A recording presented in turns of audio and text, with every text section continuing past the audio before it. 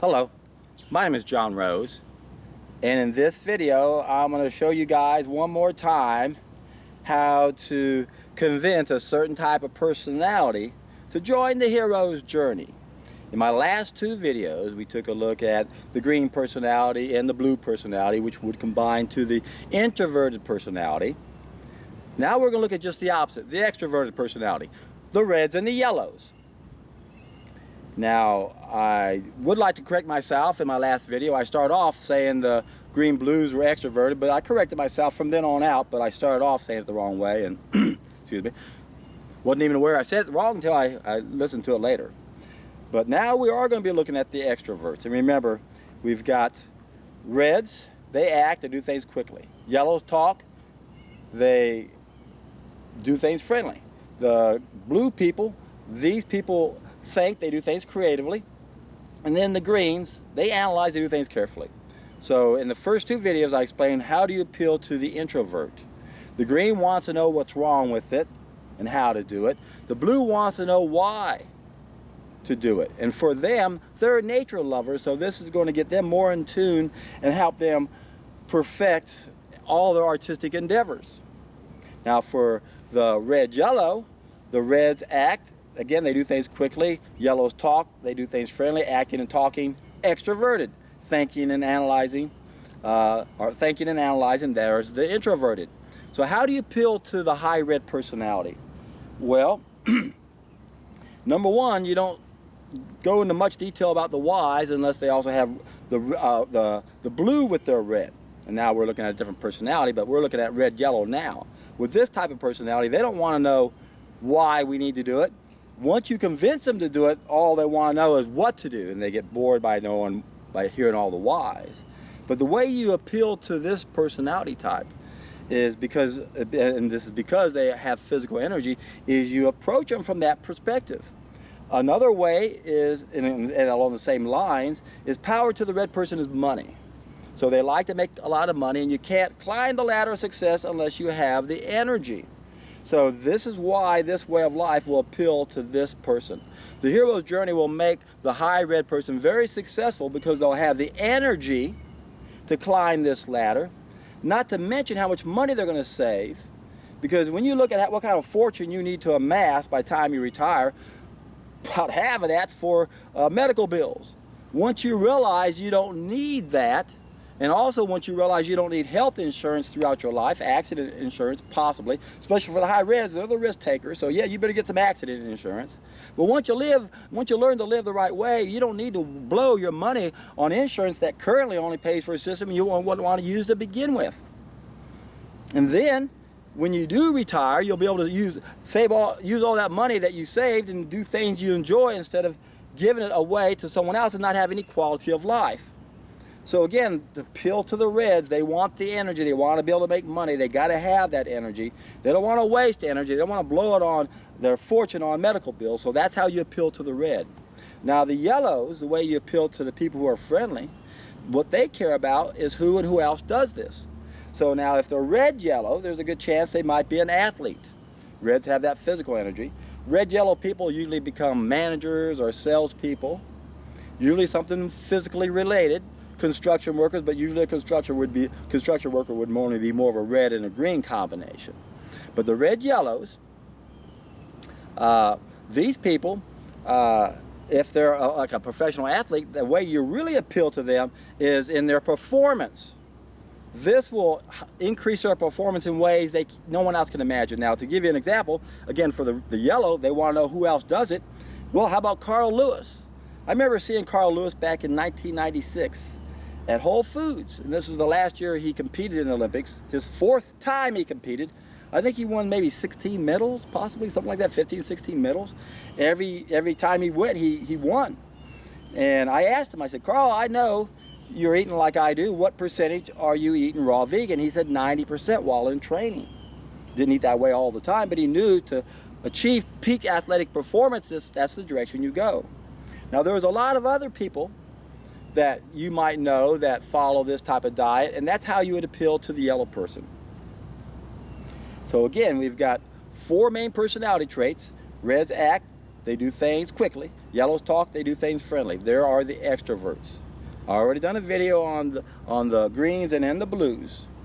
And the reason why I'm doing this is to help you guys understand that when you're trying to help people understand the hero's journey, it's best if you can understand what they want to hear.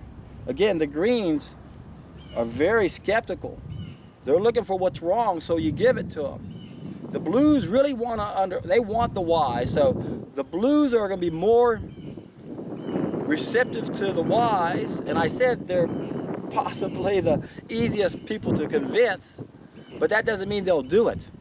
And from that perspective, the high red person is a better chance to get them to join the hero's journey, because they do things quickly. Once they see a benefit to something, if they know they can make more money at something, they're going to be quicker to take the second step in Buddhism's Eightfold Path. First step was we must clearly see what is wrong. Blues are going to be more open to figure that one out.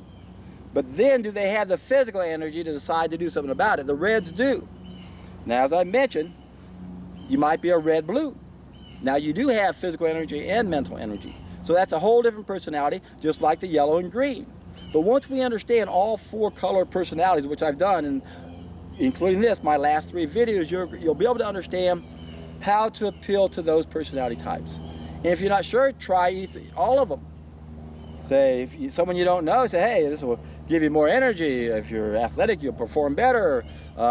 Look who else does it. Look at why you do it. Now, if they're not blue, they may not care so much about the artistic and poetic capabilities that they have, faculties. But when you look at the overall benefits of joining the raw food hero's journey, they're overwhelming. We basically become disease-proof. We bump up our sixth sense, which can't be explained to anybody. You got to do it yourself. And all I'm asking you guys to do is the best you can. It's not easy to make this type of change, but if you want to make it easier for everyone that you see, the easiest way to get their attention is to take a solid food vacation. And why do I say that over and over? Because you see results that much faster. Within a week, the light bulb has to go off because you're seeing a lot of stuff coming out of you. Nothing, in essence, is going in. And that keeps coming for a long time. And the things that come out of us are so exciting that if we go the distance, we finally have that aha moment. And that's what it's going to take to wake this planet up. Now, if they're not ready to take a solid food vacation, but they're ready to eat more fruits and vegetables, yippee. We all have to go at our own pace. That was one of the 8 things, according to Buddha's Eightfold Path. We got to go at the staying speed that we know we can maintain. No one else knows what someone else's is.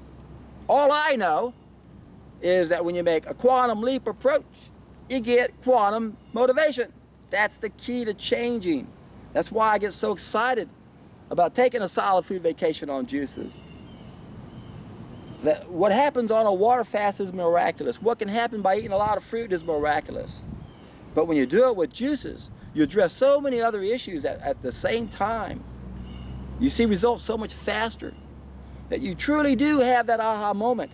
And I'm telling you, my friends, if you don't have that aha moment, if you really don't understand what I'm talking about, especially when it comes to the first cause, you'll never be able to understand anything. That's the key right there. Very few people truly understand what the first cause is and what the hero's journey is all about. Remember, folks, if you're not familiar with this, a hero is simply a person who can solve a problem or problems that no one else can solve. Most of our problems are self-inflicted because we're making 5 main mistakes. The first mistake is the first cause. It's the biggest mistake. And if we correct it, we don't have to worry about the other 4. Some of you guys just don't get that.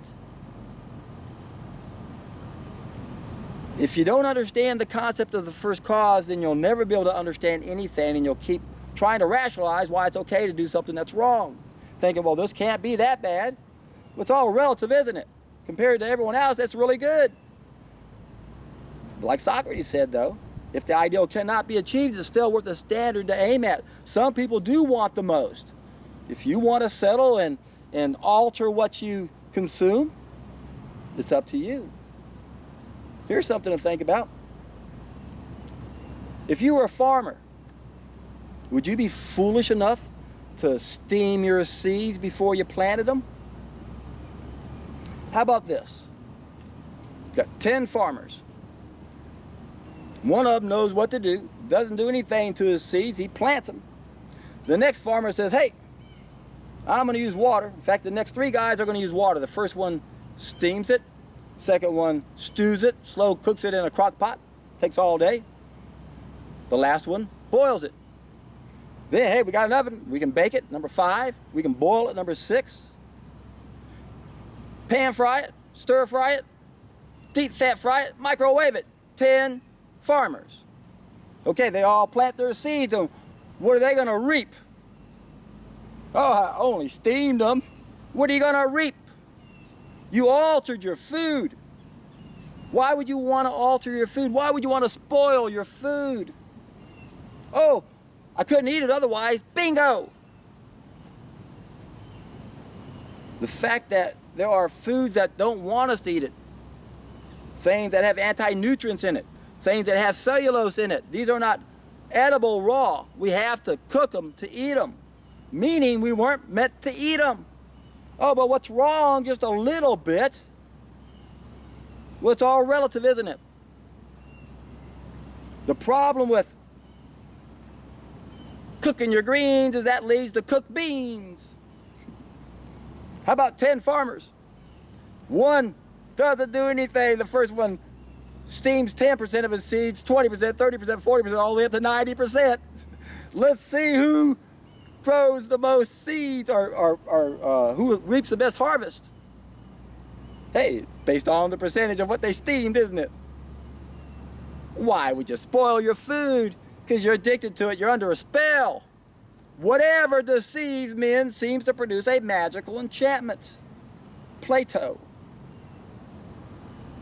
Cooking is a slippery slope. Slippery, slippery slope. Now, if the whole planet was 100% raw except they steamed some broccoli, would that change anything? I don't think so. I've even admitted before, I'm not sure what that minimal biophoton level needs to be so our species can perform at a decent level. I'm not sure what it's going to take to do that. It's possible that we may only need to eat 1,000 calories of raw food to keep our biophoton levels up, and the other 1,000, 2,000 could be anything. I don't think that's how it works. Because we're always building new cells all the time. What are you building your body out of? Dead food that doesn't have the biophoton in it, doesn't have the enzyme with it, which, of course, is going to be used as we break it down. But that brings up a good point, doesn't it? There's a whole lot we don't know when it comes to biology. Something you'll hear quite often is that we have 10 times the amount of bacteria in us as we do cells. 10 times. When you go on a water fast, you're just pooping out the bacteria. Oh man, when you look at the numbers that they come up with and what they think is happening, according to them, 1 bowel movement a day eliminates 1/3 of that. Oh my God, I just lost 1/3 of my bacteria in 1 bowel movement.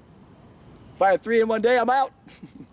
What happens on day 90 of a solid food vacation?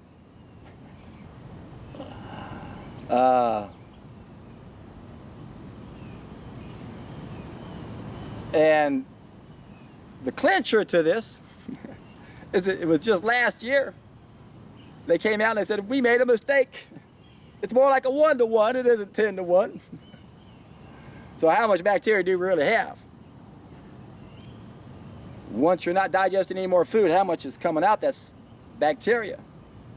My friends, when you take a solid food vacation, the light bulb goes off because of the wide variety of stuff that's coming out of you. It's horrible. We're quick to blame bacteria, aren't we? The bacteria caused the disease, and oh, when you do a solid food vacation, you're just pooping out bacteria. Capture everything that comes out of you, my friends. Take a look at it. You can tell what's coming out. You can tell when fiber's coming out with a little bit of bacteria with it. It's a big difference. Most of us are filthy. Got to change our bodily fluids. So when you take a solid food vacation, Make sure you check your urine, make sure your kidneys are filtering. Pay attention to what's coming out of you. And as long as you have nasty stuff coming out of you, there's no sense to stop. That's what the hero's journey is all about. Each and every one of us playing our role in solving the problems that are within our control. And 5 mistakes we got to correct. Good luck. Do the best you can.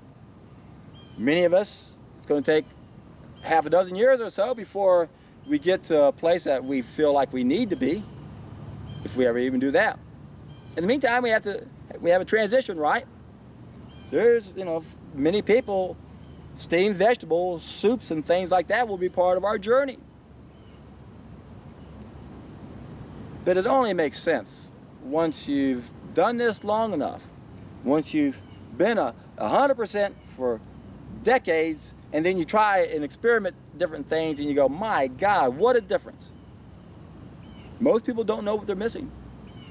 Most of us, the way we got here, we did it so gradually that if we do it gradually, we might not even notice it. That's why I love the solid food vacation, because it does it so quick. It's obvious that we're doing something that's exciting. And that's why I know when you do it, yes, you're in for a treat.